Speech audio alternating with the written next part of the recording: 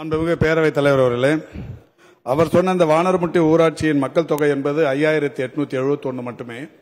அவருக்கு நன்றாக தெரியும், ஒரு ஆரம்ப சுகாதார நிலையம் அமைய வேண்டும் என்றால் ஒரு 30,000 அளவுக்கான மக்கள் தொகை இருக்க வேண்டும். ஏற்கனவே அந்த ஊராட்சியை பொறுத்தவரை 4 இடங்களில் ஆரம்ப சுகாதார நிலையங்கள் இருக்கிறது. மாண்புமிகு உறுப்பினர் அவர்கள் சொன்னதைப் போல அவர் சார்ந்திருக்கிற அந்த தொகுதியில் மட்டுமே இந்த அரசு பொறுப்பேற்றதற்கு பிறகு மாண்புமிகு தமிழ்நாட்டின் முதலமைச்சர் அவர்கள் எந்த கட்சியை சார்ந்த உறுப்பினர் என்றெல்லாம் பாகுபாடு பாராமல் இதுவரை இந்த துறையில் மட்டுமே அவர் நிதி ஒதுக்கி தந்து செயல்படுத்தியிருக்கிற பட்டியல்களை போட்டால் நீண்ட நேரமாகும். அதுவும் குறிப்பாக அவருடைய தொகுதியில் ஊரணி தெருவில் ஸ்ரீராம் நகர் பகுதியில் 2 நகர்ப்புற நலவாழ்வு மையங்கள், இலுப்பையூரணி, அத்திக்குளம், விஜயாபுரி, கழுகாசலபுரம், செட்டிக்குறிச்சி, காமநாயக்கன்பட்டி, சிவஞானபுரம் ஆகிய இடங்களில் 8 துணை சுகாதார நிலைய கட்டிடங்கள், கீழேரல் மற்றும் கடம்பூர் ஆரம்ப சுகாதார நிலையங்களில் வட்டார பொது சுகாதார அலகு கட்டிடங்கள், அதேபோல் கழுகுமலை, கடம்பூர் மற்றும் கயத்தார் ஆகிய 3 ஆரம்ப சுகாதார நிலையங்களில் ஆயுஷ் நலவாழ்வு மையங்கள், கழுகுமலை மற்றும் கீழேரல் ஆகிய பகுதிகளில் 2 இசிஜி கருவிகள். அது மட்டுமல்ல, மாண்புமிகு தமிழ்நாட்டின் முதலமைச்சர் அவர்களே நேரடியாக வந்து கோவில்பட்டி அரசு மாவட்ட தலைமை மருத்துவமனையில் RT-PCR ஆய்வகம், மகப்பேறு மற்றும் குழந்தைகள் நல மருத்துவ கட்டிடம், கண் அறுவை சிகிச்சை பிரிவு கட்டிடம், கட்டண படுக்கை அறைகள், மாவட்ட ஒருங்கிணைந்த சுகாதார ஆய்வு கட்டிடம் என்று 13,10,00,000 ரூபாய் செலவில் கட்டி முடிக்கப்பட்டு இவைகள் எல்லாம் பயன்பாட்டிற்கு வந்திருக்கிறது என்பதை தெரிவித்து, இந்த ஏற்கனவே நான் அடிக்கடி சொல்வதைப் போல மாண்புமிகு ஒன்றிய அமைச்சரிடத்தில் கேட்டிருக்கிறோம். வந்தால் நிச்சயம் அந்த ஆய்வு செய்து புதிய ஆரம்ப சுகாதார நிலையங்கள் அமைப்பதற்குரிய நடவடிக்கைகள் எடுக்கப்படும் என்பதை தெரிவித்துக் கொள்கின்றேன்.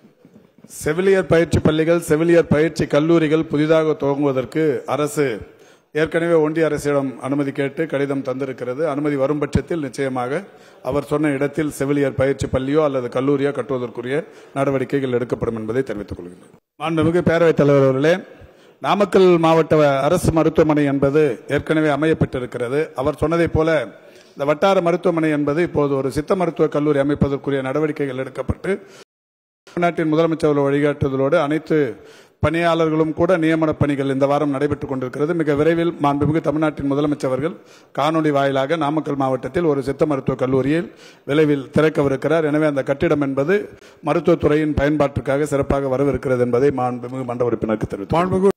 மாண்புமிகு பேரவைத் தலைவர்களே, இன்றைய முதல்வர்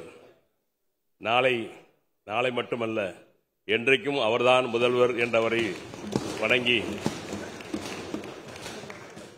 தஞ்சை மாவட்டத்தில் கும்பகோணம் தொகுதியில் மிகவும் பின்தங்கிய குக்கிராமம் இருக்கிற அத்தியூர், ஆவனூர், குருவூர் போன்ற 10 ஊர்களுக்கு மேலாக இருக்கிற அந்த பகுதியில் இருந்த ஆரம்ப சுகாதார மையத்தை என்ன காரணத்தினாலேயோ பல ஆண்டுகளுக்கு முன்னால் எடுத்துவிட்டார்கள்.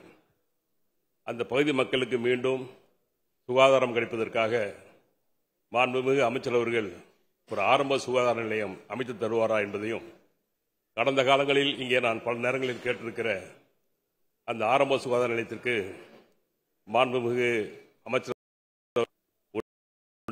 50 ஆரம்ப சுகாதாரம் கேட்டிருக்கிறோம். கிடைத்தால் உடனடியாக கும்பகோணத்துக்கு தருகிறேன் என்று சொல்லியிருக்கிறார்.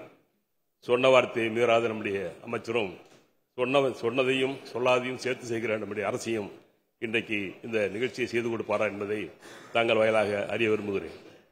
மாண்புமிகு அமைச்சர்.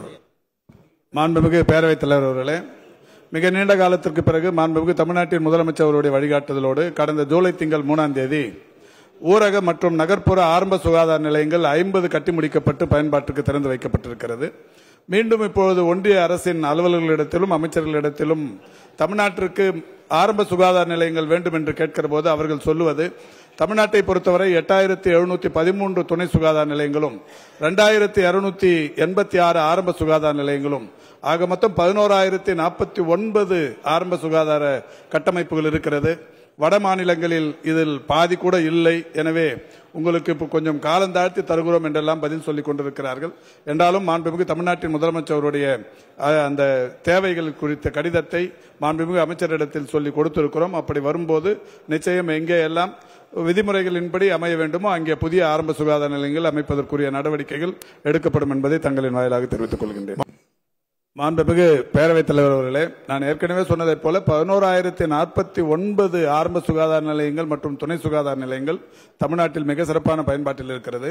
மாண்புமிகு தமிழ்நாட்டின் முதலமைச்சர் அவர்கள் இது மட்டும் போதாது என்று சொல்லி ஏற்கனவே 708 நகர்ப்புற நலவாழ்வு மையங்களை நிறுவி திறந்து வைத்திருக்கிறார்கள். இப்படி பல்வேறு புதிய மருத்துவ கட்டமைப்புகள் தொடர்ச்சியாக வந்து கொண்டிருக்கிற சூழலில் ஒன்றிய அரசின் அனுமதி கிடைக்க பெற்றவுடன் எங்கெல்லாம் தேவைப்படுமோ அங்கெல்லாம் புதிய ஆரம்ப சுகாதார நிலையங்கள் நிறுவுவதற்குரிய நடவடிக்கைகள் எடுக்கப்படும் என்பதை தங்களின் வாயிலாக தெரிவித்துக் கொள்கிறேன்.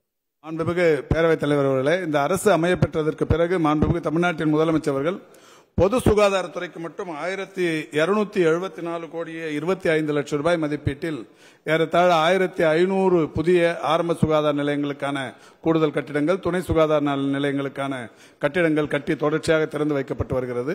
மாண்புமிகு மன்ற உறுப்பினர் திரு எழிலன் அவர்கள் சொல்லியிருப்பதைப் போல புதிய துணை சுகாதார நிலையங்கள் ஒரு 600க்கும் மேற்பட்ட துணை சுகாதார நிலையங்கள் மிக விரைவில் தொடங்கப்படவிருக்கிறது. அதில் ஒன்றை அவர் சொன்ன இடத்திற்கு தருவதற்குரிய நடவடிக்கைகள் மேற்கொள்ளப்படும் என்பதை தெரிவித்துக் கொள்கிறேன்.